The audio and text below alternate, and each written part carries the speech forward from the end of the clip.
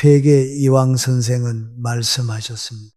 남을 대할 때는 봄바람처럼 따뜻하게 하고 자신을 다스릴 때는 가을서리처럼 엄격하게 하라. 남의 허물에는 관대하고 나 자신부터 철저히 돌아보라는 인간관계의 격을 담은 가르침이죠. 그런데 직장 다닐 때를 생각해 보십시오. 직함이 높은 사람 중에 아랫사람에게 봄바람 같았던 분이 몇이나 될까요? 대부분은 정반대였습니다. 자기에게는 한없이 관대하면서 남에게는 차가웠습니다. 자기 실수는 어쩔 수 없었다며 상황 탓으로 돌리고 남의 실수는 사람이 원래 저렇다며 인격 문제로 몰아갔습니다. 그때는 그래도 통했습니다. 직함이 곧 명함이었으니까요. 부장님, 이사님, 사장님, 직위가 높으면 사람들이 알아서 고개를 숙였습니다. 그 직함이 내 품격을 대신 지켜줬던 겁니다. 사실 사람들은 나라는 사람보다 내가 앉아있던 그 의자의 예우를 갖췄던 거죠. 하지만 은퇴를 하고 모임에 나가보면 상황은 완전히 바뀝니다. 이제 계급장을 떼고 만난 사람들 사이에서 나를 증명할 수 있는 건 오직 내 말투와 행동뿐입니다. 직함 뒤에 숨어있던 민낯이 보이는 거죠. 어떤 분은 직함이 없어져도 여전히 주변을 환하게 밝히는 주인공이 됩니다. 반면 어떤 사람은 직함이 사라지니까 갑자기 초라해 보입니다. 그동안 지위의 힘으로 버텨왔구나라는 게 고스란히 느껴집니다. 오늘 저는 은퇴 후 모임에서 가장 빛나게 만들어줄 그 누구도 알려주지 않았던 진짜 주인공이 되는 비결을 말씀드리려 합니다.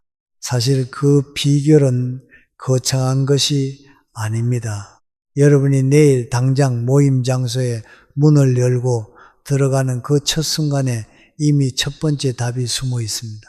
소중한 구독과 좋아요는 콘텐츠 제작에 큰 힘이 됩니다. 서양 속담에 이런 말이 있습니다. 첫 인상은 2번 만들 수 없다. 이 짧은 속담 안에는 아주 놀라운 뇌과학의 원리가 숨어 있습니다. 여러분, 혹시 모임에 도착해서 문을 여는 그 찰나 이미 여러분의 인상이 결정된다면 믿으시겠습니까? 프린스턴 대학교 연구팀에 따르면 우리가 상대의 얼굴을 보고 그 사람을 믿을 수 있는지 호감이 가는지를 판단하는데 걸리는 시간은 단 0.1초라고 합니다. 인사를 꺼내기도 전에 상대방의 머릿속에선 이미 여러분에 대한 평가가 끝나버린다는 뜻입니다. 그럼 대체 그 0.1초 동안 상대는 무엇을 보는 걸까요? 옷차림, 헤어스타일도 아닙니다. 바로 여러분의 표정과 자세입니다. 우리 뇌 속에는 편도체라는 경보 시스템이 있습니다. 낯선 사람이나 오랜만에 본 사람을 마주치면 딱 0.1초 만에 이렇게 묻습니다. 저 사람 나한테 안전한가? 위험한가? 여러분이 굳은 표정으로 들어서면 상대방의 뇌는 즉시 경보기를 울립니다. 어라, 저 사람 조심해야겠는데 하고 마음에 빗장을 걸어버리죠. 반대로 부드러운 미소를 띠고 들어서면 상대의 뇌는 안도 신호를 보냅니다. 아, 저 사람은 괜찮은 사람이구나 하고 무의식적인 합격점을 주는 겁니다. 그런 나이가 들면은 얼굴 근육도 중력의 영향을 받습니다. 입꼬리는 자연스럽게 처지고 미간의 주름은 깊어지죠. 나는 아무 생각 없이 가만히 있는 건데 상대방 눈에는 화가 났거나 불만이 가득한 사람처럼 보일 수 있다는 겁니다. 실제로 미국 심리학회 연구를 보면은 많은 사람이 60대 이상의 무표정을 화난 상태로 오해한다는 결과가 있습니다. 실제로 이런 일 많으시죠? 오늘 기분 안 좋으세요? 라는 말을 듣고 아니, 나 아무렇지도 않은데라며 깜짝 놀라는 경우 말입니다. 당사자는 억울하지만 얼굴은 이미 다른 이야기를 하고 있었던 겁니다. 요양시설이나 복지관에서 일하는 분들께 여쭤보면 한결같이 말씀하십니다. 인상이 좋으신 어르신은 다른 분들께도 인기가 많고 직원들도 한 번이라도 더 찾아뵙게 된다고요. 인상이 곧 그 사람의 경쟁력이자 품격이 되는 셈입니다. 그렇다면 어떻게 해야 할까요? 비결은 아주 간단합니다. 모임 장소의 문을 열기 직전 딱 1초만 멈춰서 입꼬리를 살짝 올려 보십시오. 억지 웃음을 지으라는 게 아닙니다. 오늘 이 사람들 만나서 참 반갑다라는 마음을 표정에 담기만 하라는 겁니다. 입꼬리를 1mm만 올려도 인상은 기적처럼 바뀝니다. 여기에 어깨를 자연스럽게 펴고 고개를 바로 세우는 파워 포즈를 더해 보십시오. 하버드 대학교 에이미 커디 교수는 말합니다. 당당한 자세가 내 마음을 바꾸고 그 에너지가 상대에게 전달된다고요. 자, 눈앞에 한번 그려보십시오. 은퇴 후 어느 모임 장소에 두 사람이 들어옵니다. 한 사람은 고개를 숙이고 무표정하게 들어와 빈자리에 쓱 앉습니다. 다른 한 사람은 자리에 있는 사람들과 눈을 맞추며 가볍게 미소 짓습니다. 여러분이라면 누구 곁에 앉고 싶으신가요? 누구에게 먼저 말을 걸고 싶으시겠습니까? 답은 너무나 명확합니다. 은퇴 후의 모임은 더 이상 성과를 증명해야 하는 자리가 아닙니다. 하지만 여러분의 존재감은 여전히 중요합니다. 그리고 그 존재감은 말보다 먼저 여러분의 표정과 자세에서 시작된다는 것을 기억해 주세요. 그런데 말입니다. 이 좋은 첫 인상은 시작에 불과합니다. 진짜 사람의 마음을 사로잡는 건 그 다음에 여러분이 하는 한마디입니다. 이 한마디는 칭찬보다 훨씬 더 강력한 것입니다. 칭찬은 고래도 춤추게 한다는 말 들어보셨죠? 사실 우리 어른들의 세계에선 절반만 맞는 말입니다. 누군가 나에게 오늘 멋있으시네요 라고 말합니다. 기분이 어떠셨습니까? 물론 나쁘지는 않지만 마음 한구석에선 그냥 인사치겠지 하는 생각이 스치지 않으셨나요? 물론 칭찬은 좋은 것이지만 뻔한 칭찬은 힘이 없습니다. 젊어 보이세요. 오늘 좋아 보이세요. 이런 말들은 너무 많이 듣기도 했고 누구에게나 할 수 있는 말이라는 것을 우리 모두 알고 있습니다. 하지만 이런 경험은 어떠신가요? 오랜만에 만난 지인이 이렇게 말합니다. 어머, 이 넥타이 직접 고르셨어요? 색깔이 정말 잘 어울리시네요. 또는 언니, 오늘 머리 해서 훨씬 화사해 보여. 이 말을 듣는 순간 우리의 표정이 어떻게 변하는지 상상이 되십니까? 눈이 커지고 입꼬리가 올라가고 어머 알아봤어 하면서 상대에게 한 발짝 더 다가가게 됩니다. 같은 칭찬인데 왜 이렇게 반응이 다를까요? 첫 번째 칭찬은 누구에게나 할 수 있는 말이지만 두 번째 칭찬은 그 사람을 관찰해야만 할 수 있는 말입니다. 이게 바로 발견의 힘입니다. 심리학자 매슬로우는 인간의 가장 깊은 욕구로 인정 욕구를 꼽았습니다.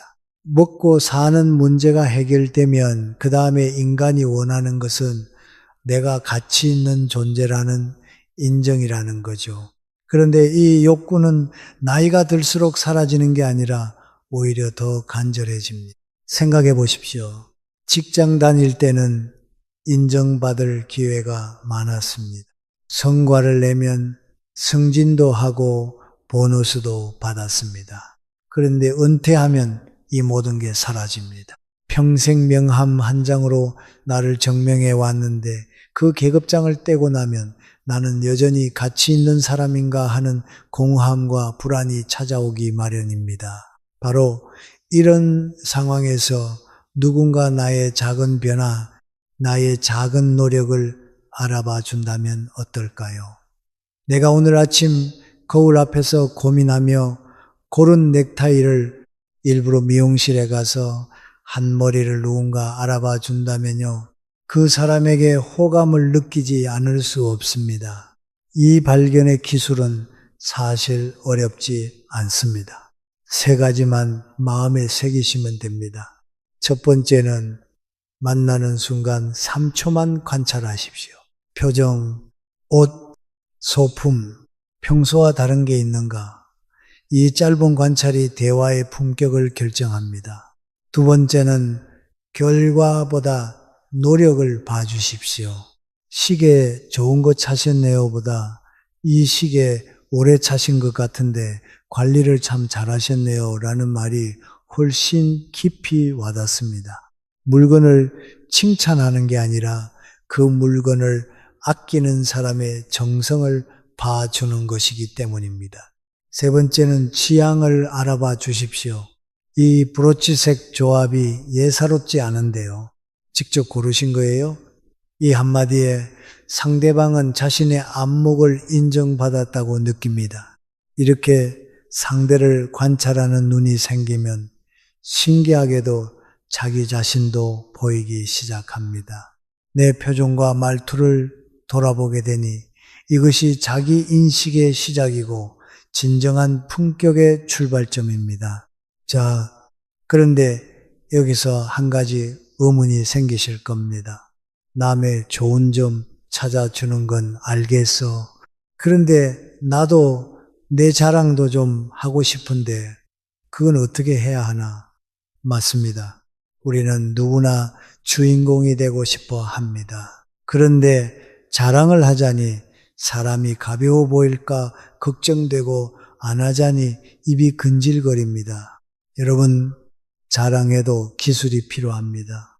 잘못하면 사람들이 슬슬 피하게 되지만 잘하면 오히려 더 큰 호감을 얻습니다. 그 품격 있는 비결 과연 뭘까요? 은퇴 후 모임에 가면 피할 수 없는 질문이 있습니다. 요즘 어떻게 지내세요? 이 질문을 받는 순간 우리 마음속엔 수만 가지 생각이 스칩니다.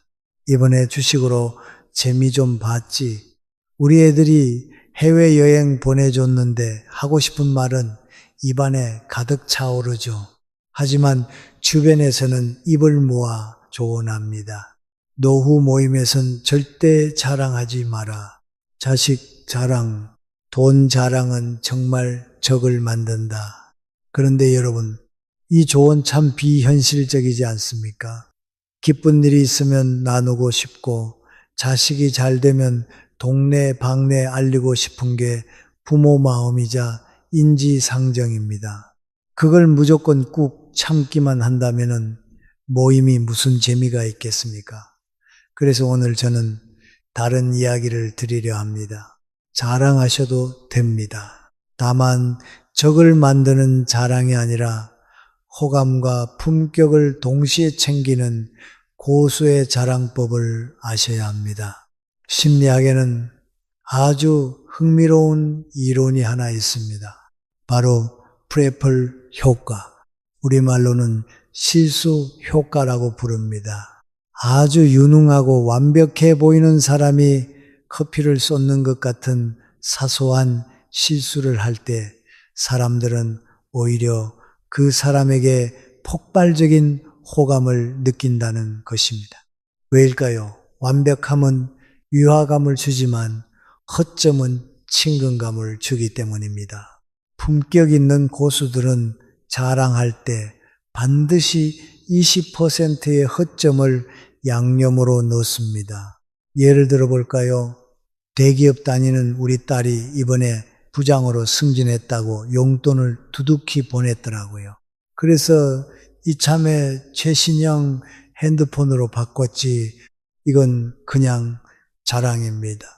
듣고 있자니 괜히 우리 자식과 비교하게 되고 겉으로는 축하해도 표정은 굳고 말수는 줄어들며 결국 다음 모임부터 그 사람을 피하게 됩니다.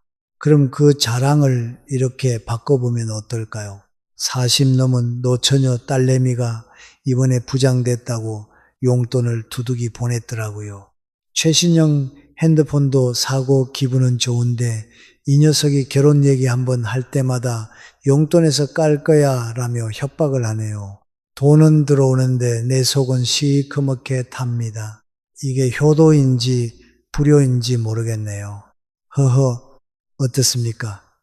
90%의 성공 뒤에 10%의 고민을 섞는 순간 상대방의 질투는 딸 대단하네라는 감탄과 돈도 좋지만 짝은 있어야지라는 깊은 공감으로 바뀝니다.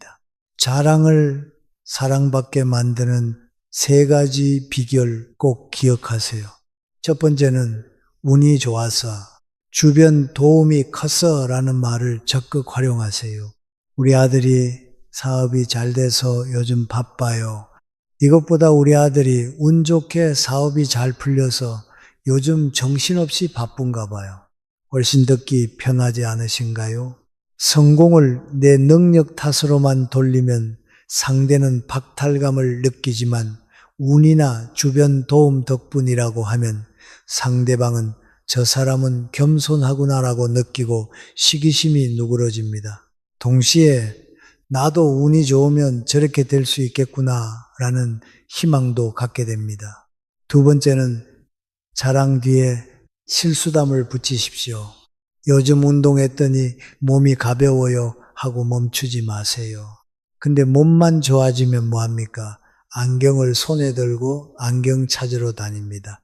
근육은 느는데 뇌세포는 줄어드나 봐요. 이런 인간적인 빈틈이 상대의 경계심을 허물고 여러분을 매력적인 사람으로 만듭니다. 세 번째는 연속 자랑은 독입니다. 상대방이 대단하시네요 라고 하면 거기서 멈추십시오. 그뿐만 아니라라며 또 다른 자랑을 이어나가는 순간 여러분은 자기밖에 모르는 사람으로 낙인 찍힐지도 모릅니다. 여기서 가장 강조드리고 싶은 것은 따로 있습니다. 은퇴 후 모임에서 자랑거리가 마땅치 않다고 느끼시는 분들도 계실 겁니다. 자녀가 특별히 성공하지 않았을 수도 있고 건강이나 경제력이 여유롭지 않을 수도 있습니다. 남들의 자랑이 쓰리게 들릴 때도 있겠죠. 하지만 여러분, 진짜 품격 있는 사람은 자랑거리에 많고 적음으로 결정되지 않습니다. 오히려 자랑거리가 많은데도 겸손하게 말하는 사람, 그리고 상대방의 자랑을 진심으로 축하해 줄 수 있는 사람이 진정한 품격을 가진 사람입니다. 정말 잘 됐네. 축하해라고 진심을 담아 말할 수 있는 여유. 이것이야말로 어떤 자랑보다 빛나는 품격입니다. 그런데 말입니다. 모임 끝나고 오늘 즐거웠다는 말이 나오게 만드는 사람은 따로 있습니다. 과연 누구일까요? 모임에 나가보면 유독 주변에 사람이 북적이는 분이 계십니다. 그분이 입만 열면 분위기가 화기애애해지고 여기저기서 웃음꽃이 피어나죠. 우리는 흔히 저 사람은 타고난 입담꾼이야 라고 생각하죠. 하지만 여러분, 이건 절반만 맞는 말입니다. 물론 천부적으로 유머 감각이 좋은 사람도 있겠죠. 하지만 유머의 상당 부분은 사실 패턴만 알면 누구나 할 수 있는 마음의 기술에 가깝습니다. 특히 모임에서 분위기를 부드럽게 만드는 정도의 유머는 타고나지 않아도 충분히 가능합니다. 유머의 구조는 생각보다 단순합니다. 바로 예상과 반전입니다. 상대방이 예상하는 방향으로 이야기를 끌고 가다가 마지막에 살짝 비틀어 주는 겁니다. 이 반전의 순간에 웃음이 터집니다. 실전에서 바로 써먹을 수 있는 유머를 알려드릴게요. 요즘 투자 이야기를 꺼낸다고 칩시다. 내가 요즘 노후를 위해서 거기에 돈을 투자하고 있어. 조만간 크게 한탕 터질 것 같아. 이 말을 들으면 친구들은 눈이 휘둥그레집니다. 주식 대박 났어? 뭔데? 나도 좀 알려줘 하고 궁금해하죠. 이때 반전을 주는 겁니다. 아, 이건 비밀인데. 자네도 로또 사, 하하. 부부 사이에 관련된 유머도 있습니다. 요즘 우리 집 사람이랑 매일 손을 꼭 잡고 다녀요. 그럼 사람들은 로맨티시스트네 하겠죠. 그때 이렇게 받아치세요. 아니요. 손 놓으면 자꾸 뭘 사서 그래요. 무서워서 꼭 붙들고 다닙니다. 하하하. 어떠십니까? 거창한 농담이 아니죠. 일상에서 겪는 작은 일, 내 뜻대로 안 되는 상황을 살짝 비틀기만 해도 훌륭한 유머가 됩니다. 유머는 사람들 사이에 높은 벽을 허물어뜨리는 아주 부드러운 도구입니다. 그럼 가장 좋은 유머 소재는 무엇일까요? 바로 자기 자신입니다. 자신의 약점, 자신의 실수, 자신의 어리석었던 순간을 유머로 만드는 겁니다. 이것을 자기 비하 유머라고 하는데 비하라기보다는 자기 관용 유머라고 부르는 게 더 정확합니다. 자신에게 너그러운 사람만이 할 수 있는 유머입니다. 예를 들면 이런 유머입니다. 귀가 좀 어두워졌는데 이게 은근히 편해요. 아내가 잔소리할 때요. 뭐라고? 3번만 하면 아내가 포기하고 그냥 가버리거든요. 길을 잃었더니 평화가 찾아왔어요. 허허, 노화라는 약점을 유머로 바꿨습니다. 이 유머를 들으면 사람들은 웃으면서 동시에 호감을 느낍니다. 이 사람은 자기 자신에게 관대하구나. 함께 있으면 편하겠다. 라고 무의식적으로 생각합니다. 특히 은퇴 후에는 이런 유머가 더 빛납니다. 은퇴 전에는 직위와 성과로 존재감을 드러낼 수 있었습니다.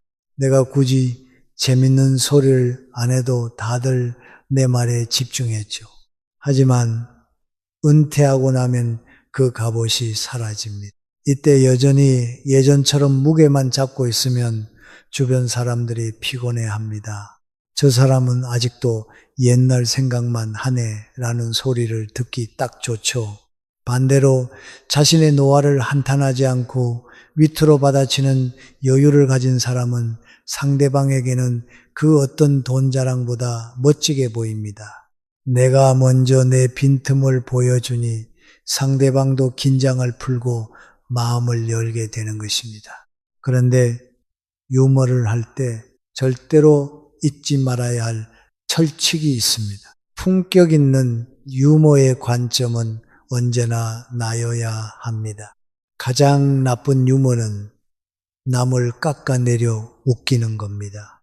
아이, 김영 얼굴이 왜 그렇게 상했어? 무슨 고생을 그렇게 했어? 박 사장, 그 뱃살 좀 봐. 임신한 줄 알겠네.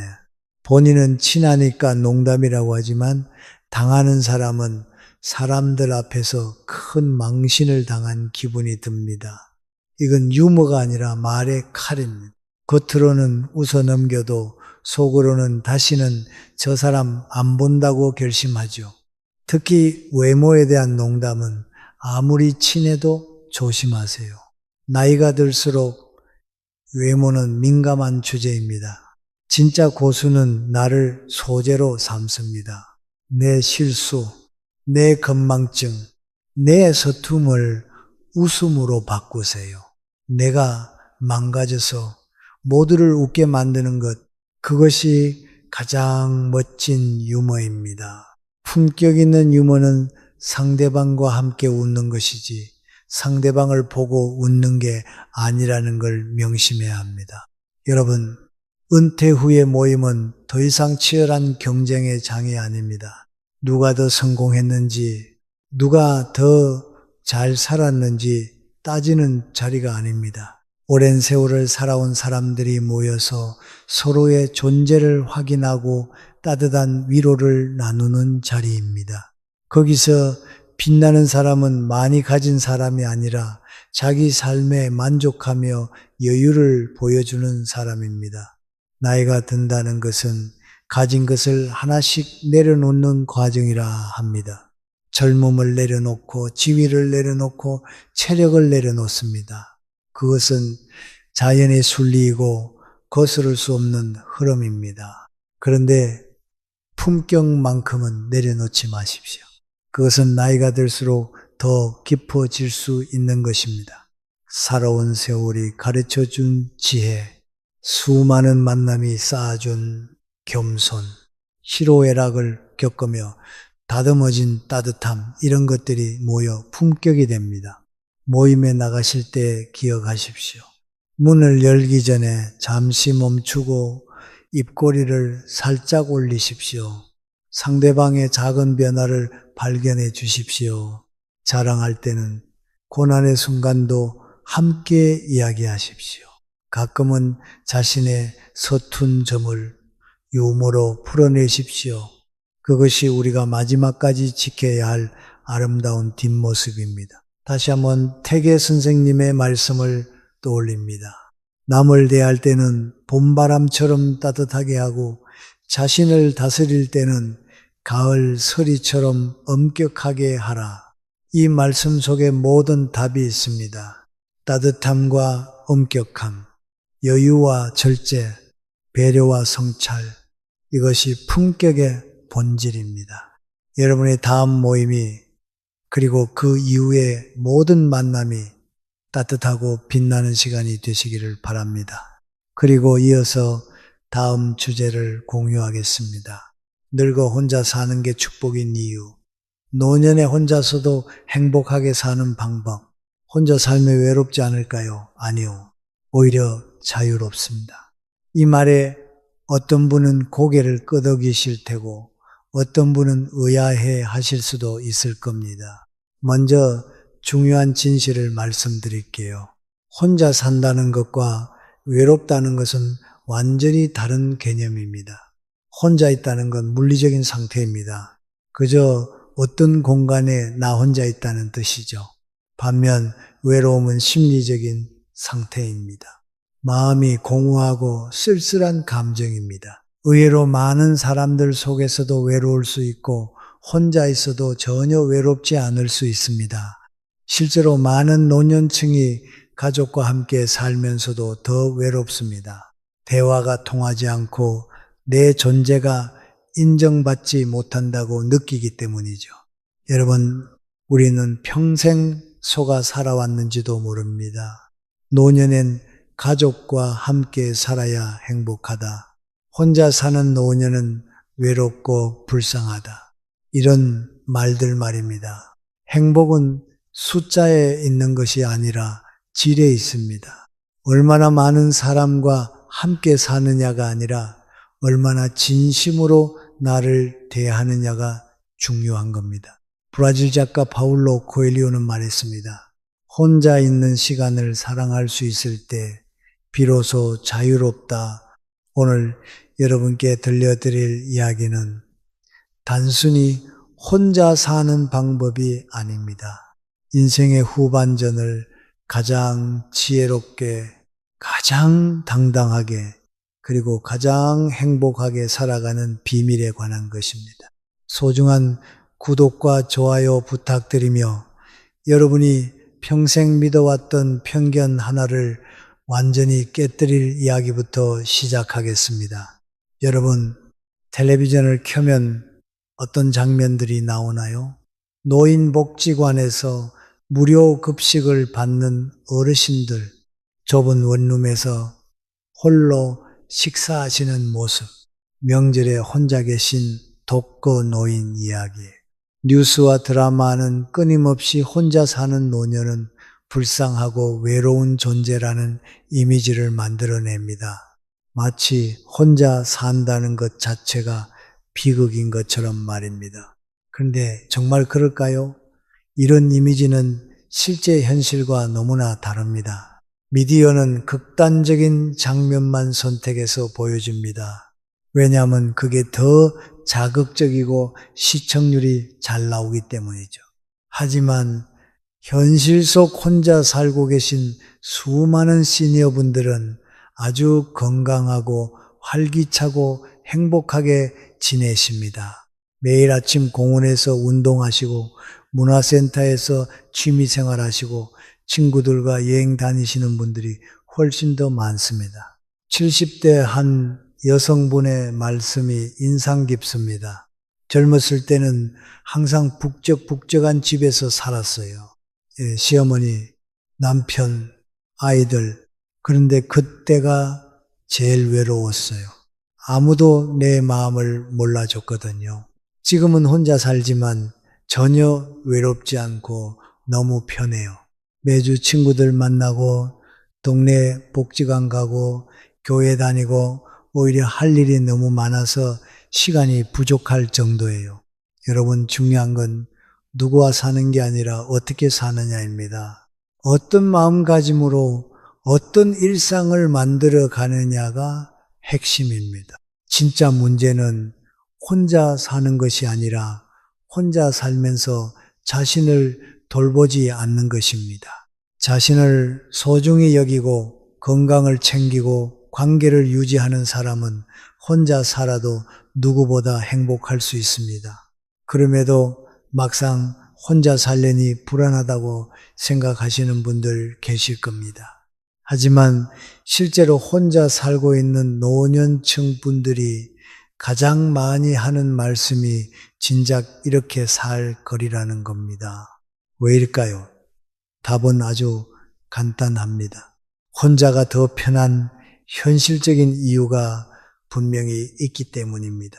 첫 번째는 눈치 보지 않는 자유로움입니다. 아침 7시입니다. 오늘은 왠지 늦잠을 자고 싶습니다. 하지만 가족과 함께 산다면 나만 이불 속에 있을 수 없습니다. 가족들과의 생활 리듬을 맞춰야 하니까요. 하지만 혼자 살면 어떨까요? 언제든 내가 원하는 시간에 일어나고 내가 원하는 방식으로 하루를 시작할 수 있습니다. 주말 점심때가 되었습니다. 갑자기 라면이 먹고 싶어집니다. 혼자라면 고민할 필요도 없습니다. 그냥 끓여 먹으면 됩니다. 누군가와 함께 살면 건강이 안 좋으니까 제대로 된 식사를 하세요 라며 간섭합니다. 물론 걱정해주는 마음인 건 알지만 때로는 그저 자유롭게 먹고 싶은 걸 먹고 싶을 때가 있습니다. 저녁 8시 눈앞에 그려지시나요? 편한 잠옷 차림으로 거실 소파에 비스듬히 누워 좋아하는 트로트 프로그램을 봅니다. 음량을 크게 틀어도 졸다가 깨도 상관없습니다. 이것이 바로 남에게 하나하나 설명할 필요도 없고 눈치 볼 필요도 없는 확실한 나만의 자유입니다. 두 번째는 불필요한 갈등에서 오는 스트레스가 없습니다. 노후에 자녀 가족과 함께 사는 것이 항상 좋기만 할까요? 솔직히 말씀드리면 아닙니다. 사랑하는 가족이라도 함께 살다 보면 크고 작은 갈등이 생기기 마련입니다. 현대 가정에서 특히 노후에 자녀와 함께 살 때 가장 큰 스트레스 원인이 뭔지 아십니까? 바로 세대 차이입니다. 가치관이 다르고 생활 방식이 다르고 돈을 쓰는 철학도 다릅니다. 60대 이상 세대는 절약하고 검소한 삶을 중요하게 여기지만 젊은 세대는 시간 절약과 편리함을 더 중시합니다. 집밥보다 배달을 선호하고 시간이 아깝다며 돈을 더 쓰더라도 빠르고 편하게 해결하는 것을 선택합니다. 이런 차이가 매일 생활 속에서 작은 마찰을 일으킵니다. 그런데 혼자 살면 갈등이 생길 일이 없습니다. 자녀들과는 일주일에 한두 번 전화로 안부를 묻고 한두 달에 한 번 만나 식사합니다. 이 정도 거리가 딱 좋습니다. 서로 그리워할 만큼만 떨어져 있고 만나면 반갑고 헤어질 때 아쉽습니다. 매일 얼굴 보면서 부딪히는 것보다 훨씬 좋은 관계를 유지할 수 있습니다. 혼자 산다고 해서 가족과 단절하는 게 아닙니다. 오히려 적당한 거리가 더 좋은 관계를 만듭니다. 서로에게 스트레스를 주지 않으면서도 필요할 때 의지할 수 있는 관계, 그게 이상적이지 않을까요? 세 번째는 경제적 독립과 자유입니다. 돈 이야기는 민감한 주제지만 현실적으로 가장 중요한 문제입니다. 혼자가 된 후 자식과 함께 살면 경제적으로 애매한 상황이 많이 생깁니다. 생활비를 줘야 할까? 준다면 얼마나 주어야 할까? 자식에게 폐를 끼치는 건 아닌가 하는 걱정. 반대로 자식이 내 돈을 함부로 쓰는 건 아닌가 하는 불안. 하지만 혼자 살면 이런 고민이 사라집니다. 내 돈은 온전히 내 삶을 위해 쓰입니다. 국민연금과 퇴직금, 그동안 모아둔 저축으로 내 생활을 꾸려갑니다. 필요한 만큼 쓰고 아끼고 싶은 만큼 아끼고 남는 돈으로는 하고 싶었던 것들을 합니다. 여행도 가고 먹고 싶은 음식도 사 먹고 문화생활도 즐깁니다. 한 70대 남성분의 말씀이 기억에 남습니다. 적은 연금이지만 혼자 살기엔 충분합니다. 매달 예산을 짜고 아끼면서도 가끔은 좋아하는 고기를 사 먹고 친구들과 식사도 합니다. 자식들에게 손 벌릴 필요 없으니 당당합니다. 이 당당함이 너무 좋아요. 여러분, 경제적 독립은 단순히 돈의 문제가 아니라 내 삶을 스스로 책임지는 자신감입니다. 한 노년학 전문가는 이렇게 말했습니다. 노년기의 자존감은 경제적 자립도와 밀접하게 연결되어 있다. 경제적으로 독립된 삶은 정신적으로도 훨씬 자유롭습니다. 그런데 이제 더 중요한 질문이 남았습니다. 혼자 사는 자유를 얻었다면 그 다음은 어떻게 혼자서도 행복한 노후를 보낼 수 있을까요? 이제부터가 핵심입니다.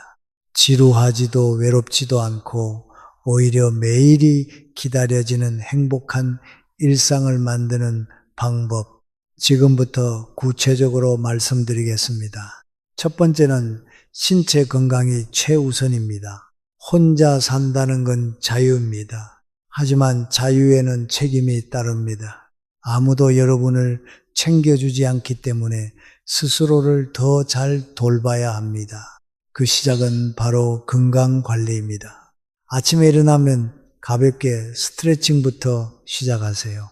침대에서 일어나기 전에 내서 누운 채로 팔다리를 쭉쭉 펴는 것만으로도 혈액순환에 도움이 됩니다. 그 다음 물 한 컵을 천천히 마시세요. 밤사이 탈수된 몸에 수분을 공급하는 것입니다. 이 간단한 루틴이 하루를 활기차게 만들어줍니다.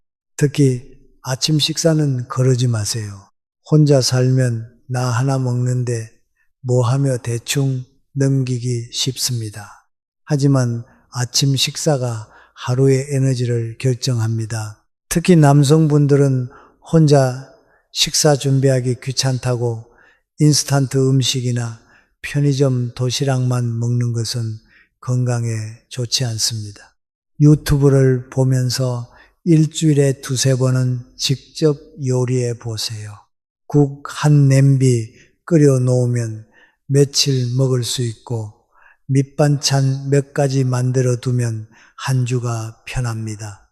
요리하는 과정 자체가 두뇌 활동이고 정성스럽게 차린 밥상은 삶의 질을 확 높여줍니다.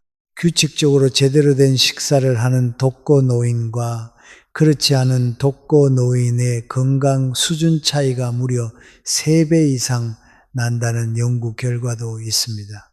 무엇보다 중요한 건 영양소의 균형입니다. 단백질, 탄수화물, 채소를 골고루 드세요. 고기, 생선도 드시고 두부, 콩도 챙기시고 과일도 잊지 마세요. 운동도 어렵게 생각하지 않으셔도 됩니다. 헬스장에 갈 필요 없이 매일 30분씩 동네를 걷는 것만으로도 충분합니다. 아침 산책은 특히 좋습니다. 신선한 공기를 마시며 걷다 보면 머리도 맑아지고 기분도 좋아집니다. 운동은 단순히 몸을 건강하게 만드는 것 이상의 효과가 있습니다. 우울증을 예방하고 수면의 질을 높이고 식욕을 돋우고 면역력을 키웁니다. 그리고 걸어 다니다 보면은 자연스럽게 이웃을 만나기도 하고 공원에서 다른 분들과 이야기를 나누기도 합니다. 이게 바로 자연스러운 사회 활동이죠. 두 번째는 정신건강 돌보기입니다. 몸의 건강만큼 중요한 게 마음의 건강입니다. 혼자 살면서 가장 조심해야 할 것은 생각의 늪에 빠지는 것입니다. 그럴 때는 어떻게 해야 할까요? 먼저 규칙적인 생활이 중요합니다. 매일 같은 시간에 일어나고 같은 시간에 자는 것, 이것만으로도 마음이 안정됩니다. 그리고 취미 생활이 필요합니다. 나이가 많아서 시작하기에 너무 늦었다는 생각은 버리십시오. 80세에 피아노를 시작한 분도 있고 70세에 마라톤을 시작한 분도 있습니다. 중요한 건 잘하는 게 아니라 즐기는 것입니다. 취미생활은 삶에 활력을 주고 매일 아침 일어날 이유가 생깁니다. 오늘은 수채화 수업이 있는 날이네. 오늘은 등산 동호회 모임이 있는 날이네. 이런 기대감이 삶을 풍요롭게 만듭니다. 제가 가장 추천하는 노년의 취미는 독서입니다. 나이가 들어서 무슨 책을 읽으실 수 있냐고 하실 수 있지만 오히려 노년이야말로 독서하기 좋은 시기입니다. 시간도 충분하고 인생 경험이 있어서 책의 내용을 더 깊이 이해할 수 있죠. 더군다나 치매 예방에 가장 효과적인 활동 중 하나가 바로 독서입니다. 명상도 좋은 방법입니다. 편안한 자세로 앉아서 눈을 감고 호흡에만 집중하는 것입니다. 하루 10분이면 충분합니다. 아침에 하면 하루를 평온하게 시작할 수 있고 저녁에 하면 편안하게 잠들 수 있습니다. 목표 설정도 중요합니다. 작은 목표라도 좋습니다. 이번 달에 책 한 권 읽기, 새로운 요리 3가지 만들어 보기, 10kg 마라톤 도전하기, 이런 목표를 세우고 달성하면 성취감과 함께 삶의 의미를 느낄 수 있습니다. 그리고 반드시 오늘 하루도 좋은 일만 생긴다고 스스로에게 3번 말해주세요. 긍정적인 자기 대화는 정신 건강에 매우 중요합니다. 3번째는 사회적 연결고리를 찾으세요. 혼자 산다고 해서 완전히 고립된 삶을 살라는 뜻이 아닙니다. 오히려 더 적극적으로 사람들을 만나야 합니다. 평생 알고 지낸 친구들과의 우정은 보물입니다. 정기적으로 만나 차 한잔하고 가벼운 산책을 하고 옛날 이야기를 나눕니다. 이런 만남이 주는 위로와 힐링은 가족도 줄 수 없는 것입니다. 더 중요한 건 새로운 관계도 충분히 만들 수 있다는 것입니다. 동네 노인정, 복지관, 종교 시설, 취미, 모임 이런 곳에서 비슷한 처지의 사람들을 만나면 금방 친해집니다. 나이가 들어서도 새 친구를 사귈 수 있습니다. 자원봉사도 아주 좋은 선택입니다. 초등학교 등굣길 안전지도를 돕거나 환경정화 활동을 하는 것, 이런 활동을 통해 사회와 연결되어 있다는 느낌을 받을 수 있습니다. 게다가 남을 돕는 일은 자신에게도 큰 보람을 줍니다. 내가 아직 쓸모 있는 사람이구나 라는 느낌. 그게 자존감을 높여줍니다. 그리고 한 가지 꼭 기억하세요. 이제는 선택적으로 관계를 맺는 것이 중요합니다. 만나면 기분 좋고 마음이 편안한 사람들과만 만나세요. 반대로 만나고 나면 피곤하거나 기분이 나빠지는 사람은 과감히 거리를 두셔도 됩니다. 남은 인생 만나서 기분 나쁜 사람과 시간을 낭비할 이유가 없습니다. 네 번째는 계획적인 노후 자금 관리가 중요합니다. 돈 관리는 매우 현실적이면서도 중요한 문제입니다. 혼자 살면 경제적 계획이 더 중요합니다. 제일 먼저 해야 할 것은 월 예산을 세우는 겁니다. 매달 들어오는 돈이 얼마인지, 나가는 돈이 얼마인지 정확히 파악해야 합니다. 노년에는 수입이 고정되어 있는 경우가 많습니다. 그렇다면 지출을 관리하는 게 핵심입니다. 무리하게 자녀에게 돈을 주거나 충동적으로 필요 없는 물건을 사거나 체면 유지한다고 과도한 소비를 하면 안 됩니다. 그렇다고 너무 아끼며 살 필요는 없습니다. 필요한 곳엔 돈을 쓰되 불필요한 곳엔 쓰지 않는 지혜가 필요합니다. 건강을 위한 지출은 아끼지 마세요. 좋은 음식, 필요한 의료비, 적절한 운동, 시설 이런 곳에 쓰는 돈은 투자입니다. 한 70세 여성분은 매달 현명하게 예산을 짜십니다. 생활비 80%, 여유 자금 10%, 즐거움 자금 10% 이렇게 나누니까 부담 없이 가끔 외식도 하고 계절에 맞게 옷도 사고 친구들과 여행도 갑니다. 늘 절약만 하면 삶이 메마르지만 절제하면서 적절히 쓰니까 마음이 참 편해요. 또한 반드시 비상금도 준비해야 합니다. 갑자기 병원에 가야 하거나 집을 수리해야 하거나 예상치 못한 일이 생길 수 있습니다. 최소한 6개월치 생활비 정도는 비상금으로 준비해 두세요. 특히 사기를 조심해야 합니다. 요즘 노년층을 대상으로 한 금융 사기가 많습니다. 투자하면 큰돈 벌게 해준다는 말, 원금은 100% 보장된다는 말, 모두 의심해야 합니다. 잘 모르는 것에는 절대 투자하지 마세요. 다섯 번째는 일상의 소소한 즐거움을 느껴보세요. 인생의 행복은 큰 사건에서 오는 게 아닙니다. 일상의 작은 순간들에서 옵니다. 특히 혼자 살 때는 이 작은 즐거움들이 일상의 활력이 됩니다. 매일 산책하면서 계절의 변화를 느껴보세요. 같은 길을 걸어도 어제와 오늘의 풍경이 다릅니다. 꽃이 피고 단풍이 물드는 풍경만 봐도 마음이 환해집니다. 음악도 좋은 친구입니다. 젊었을 때 좋아하던 노래, 요즘 유행하는 트로트, 클래식 음악, 무엇이든 좋습니다. 음악은 감정을 움직이고 마음을 위로합니다. 라디오를 틀어놓고 설거지를 하거나 좋아하는 가수의 노래를 들으며 차를 마시는 시간, 이런 평범한 순간이 특별한 시간으로 바뀝니다. 반려동물을 키우는 것도 좋은 선택입니다. 강아지나 고양이가 집에 있으면 외롭지 않습니다. 돌봐야 할 대상이 있으면 생활에 활력이 생기고 책임감도 생깁니다. 산책을 나가면 다른 반려동물 주인들과 자연스럽게 이야기를 나누기도 합니다.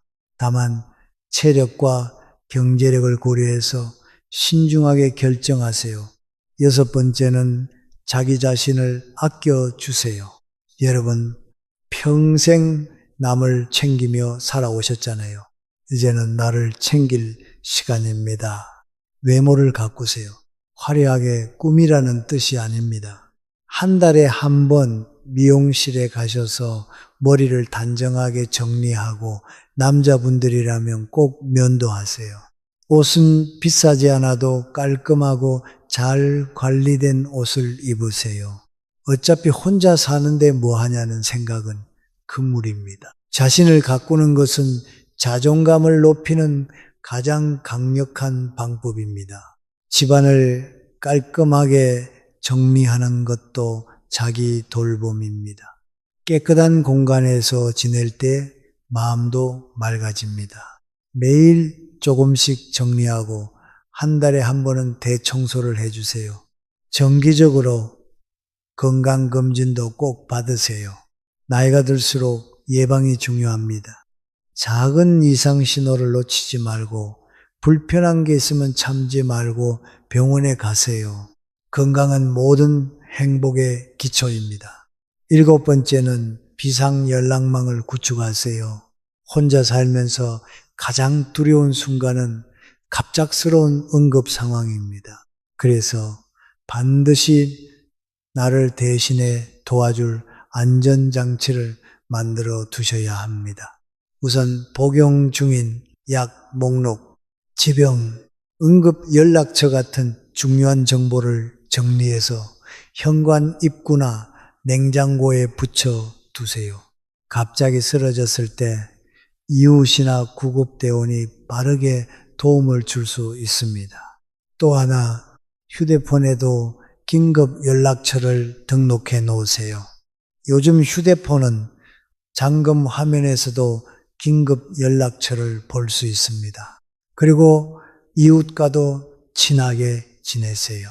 같은 아파트나 동네에 사는 이웃 중에 한두 명은 가까이 지내는 게 좋습니다. 매일 보지 않더라도 며칠 동안 모습이 안 보이면 어디 아프신가 하고 걱정해 줄 사람이 필요합니다. 실제로 많은 독거노인 사고가 이웃의 신고로 발견됩니다. 지자체에서 제공하는 독거노인 돌봄 서비스도 적극 활용해 보세요. 생활관리사가 정기적으로 방문해서 안부를 확인하고 필요한 도움을 주는 서비스죠. 이런 공적 서비스를 활용하면 훨씬 안심하고 혼자 살 수 있습니다. 무료거나 아주 적은 비용으로 이용할 수 있습니다. 가능하다면 응급 호출기도 고려해 보세요. 목에 걸거나 손목에 차는 기기인데 버튼만 누르면 바로 119에 연결됩니다. 갑자기 넘어지거나 몸이 아플 때 생명을 구할 수 있습니다. 8번째는 정기적인 사회활동을 하세요. 마지막으로 가장 강조드리고 싶은 게 있습니다. 혼자 살수록 정기적인 사회활동은 정말 중요합니다. 복지관이나 주민센터 프로그램에 한번 나가보세요. 처음엔 낯설고 어색할 수 있지만 몇 번 나가다 보면 익숙해지고 삶의 활력소가 됩니다. 어떤 분은 그러셨어요. 처음 나갈 때는 발이 안 떨어졌는데 지금은 그 시간이 기다려진다고요. 종교 활동도 좋은 선택입니다. 교회, 성당, 절의 신앙에 맞는 곳에 정기적으로 다니세요. 신앙은 마음의 평안을 주고 같은 신앙을 가진 사람들과의 교류는 큰 위로가 됩니다. 여행도 해보세요. 요즘은 노년층을 위한 여행 상품이 많습니다. 무리한 일정이 아니라 천천히 여유 있게 둘러보는 여행이죠. 혼자 가도 좋고 여행사에서 주관하는 단체 여행에 참여하면 새로운 친구도 만날 수 있습니다. 중요한 건 집에만 있지 말라는 겁니다. 일주일에 최소한 한 번은 집 밖으로 나가세요. 목적지가 꼭 특별할 필요는 없어요. 동네 공원이라도 좋고 마트라도 좋습니다. 밖으로 나가서 햇빛을 쬐고 사람들을 보고 세상과 연결되어 있다는 느낌을 받는 것, 그것이 혼자 살면서도 외롭지 않게 사는 비결입니다. 여러분, 한 가지만 기억하세요. 혼자만의 시간은 저주가 아니라 축복입니다. 평생을 타인을 위해 살아온 여러분께 주어진 선물입니다.